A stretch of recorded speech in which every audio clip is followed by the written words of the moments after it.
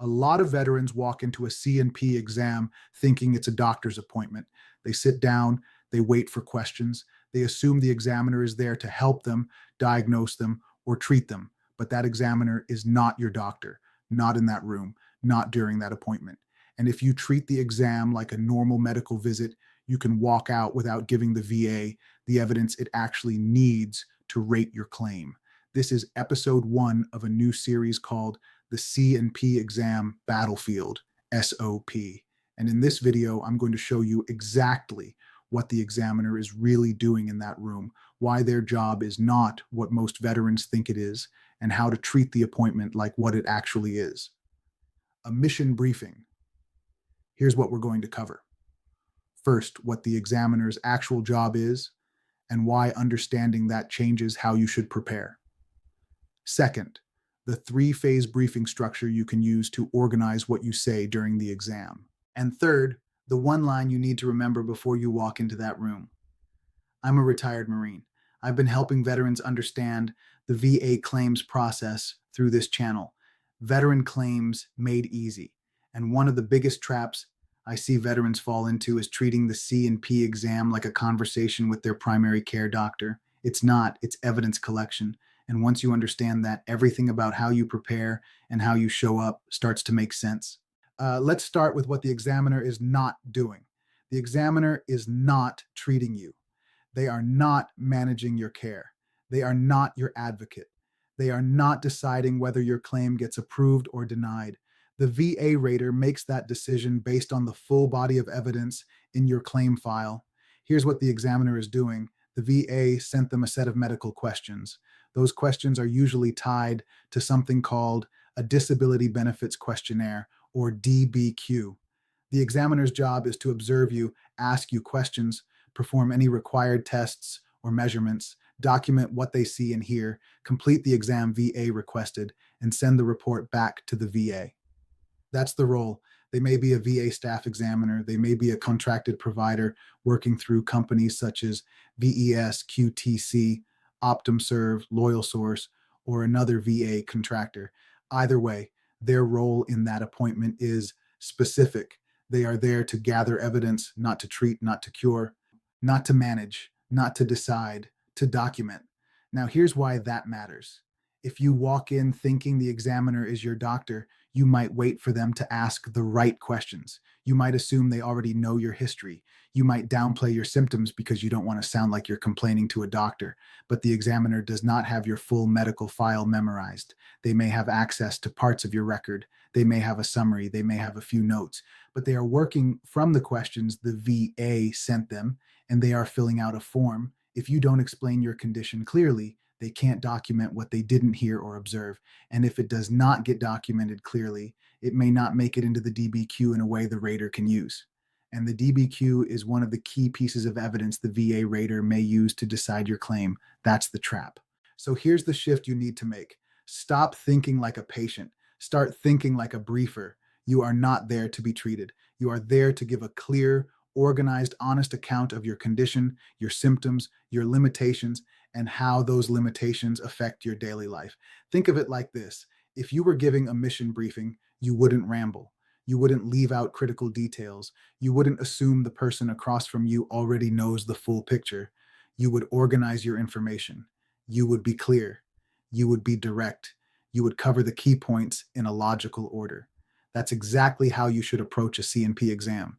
The examiner is not your enemy, but they are also not your advocate. They are a neutral examiner doing a specific job. Your job is to make sure they have the information they need to complete the exam accurately. So how do you do that? Here's a simple 3-phase structure you can use to organize what you say during the exam.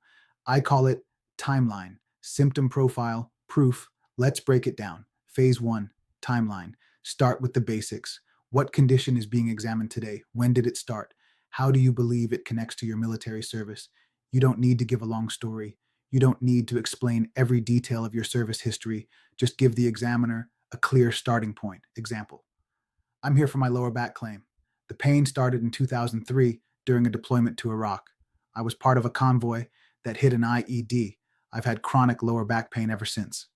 That's it. Clear, direct, organized. You've told the examiner what the condition is, when it started, and how you believe it connects to service. Now they have context. One important note here: the medical nexus may still need to come from the evidence or from a medical opinion. So do not try to play doctor. Just explain what happened, when it happened, what symptoms began, and what has continued since then. That is your timeline. Phase 2, symptom profile. Next, describe your current symptoms. This is where a lot of veterans either say too little or say too much. Here's what the examiner needs to understand. What symptoms do you experience now? How often do they happen? How severe are they? How long do they last? And do you have flare-ups? Focus on frequency, severity, duration, and flare-ups. Example: I have constant lower back pain. On a normal day, it's a 4 or 5 out of 10, but I have flare-ups 2 to 3 times a week where the pain spikes to an 8 or 9.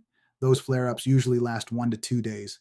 When that happens, I can't bend, I can't lift anything, and I have trouble sleeping. Notice what that does. It gives the examiner measurable details. It shows the pattern. It shows the impact. You're not exaggerating. You're not minimizing. You're briefing the truth clearly. Phase 3, proof. Finally, explain how the condition affects your daily life. This is called functional impact, and this is where a lot of veterans accidentally leave out the most important information. The VA does not just rate conditions based on a diagnosis. They rate based on the evidence of how that condition limits your ability to work, move, sleep, care for yourself, and live your life. So tell the examiner what you cannot do anymore, or what you can only do with difficulty, pain, medication, rest, or help from someone else. Example: I can't stand for more than 20 minutes without needing to sit down. I can't lift anything over 10 pounds.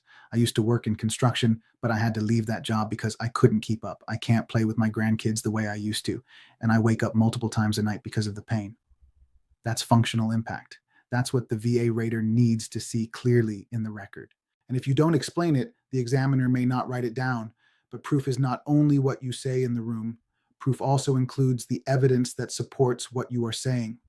Treatment records, private medical notes, buddy statements, spouse statements, service treatment records, work records, if relevant, medication history, physical therapy notes, anything that helps show the pattern and impact of the condition. Whenever possible, make sure that evidence has been submitted before the exam. Do not rely on handing the examiner paperwork during the appointment. Some examiners may not accept it. The safer move is to upload your evidence properly before the exam so it becomes part of your claim file. Then, during the exam, you can mention it clearly. For example, my spouse submitted a statement explaining how my back pain affects our daily life. My VA records show ongoing treatment since 2018. My physical therapy notes show limited motion and repeated flare-ups. My service records show I was treated for this injury while I was still on active duty. That is proof. Functional impact plus supporting evidence. Here's the one line I want you to remember before you walk into that exam. Do not exaggerate, do not minimize, brief the truth clearly. If you exaggerate or if your statements appear inconsistent with your records, your behavior, or the exam findings, the examiner may document that inconsistency, and that can hurt your credibility. But if you minimize, the examiner may document that your condition is less severe than it actually is, and that can cost you rating points. Your job is to be honest, clear, and organized. You are not trying to trick anyone. You are not trying to sound worse than you are, and you are not trying to act tougher than you are. You are simply making sure the examiner has the full picture so the DBQ reflects the reality of your condition as accurately as possible. That's it. Let me recap. A C&P exam is not a doctor's appointment. It is evidence collection. The examiner is not there to treat you. They are there to observe, document, and complete the exam VA requested. Your job is to give a clear, honest, organized briefing using 3 phases: timeline, symptom profile, proof, timeline, what condition, when it started, and how you believe it connects to service. Symptom profile, current symptoms, frequency, severity, duration, and flare-ups. Proof, functional impact, and the evidence that supports what you are saying. And remember the one line: do not exaggerate, do not minimize, brief the truth clearly. Here's your 48-hour challenge. If you have a C&P exam coming up, take 20 minutes today and write out your 3-phase briefing. Timeline, symptom profile, proof. Practice it once out loud. You don't need to memorize a script. You just need to organize your thoughts, so you can walk in calm, clear, and ready. And one more thing. Do not miss the exam. If you cannot attend, contact VA or the exam contractor as soon as possible and get it properly rescheduled. Missing a C and P exam can hurt your claim, especially when VA needed that exam to decide the evidence. That is part of the SOP too. Now that you understand how the examiner sees the appointment, the next video in this series is going to show you one of the most common traps veterans fall into during the exam itself. It's called the range of motion trap.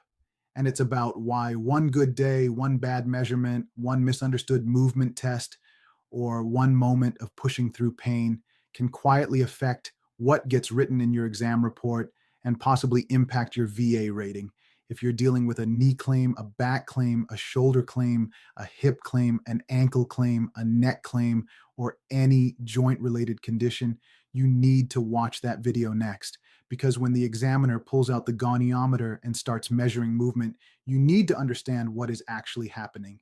And if this video helped you see the C and P exam in a new way, subscribe to Veteran Claims Made Easy for more plain English VA claims guidance.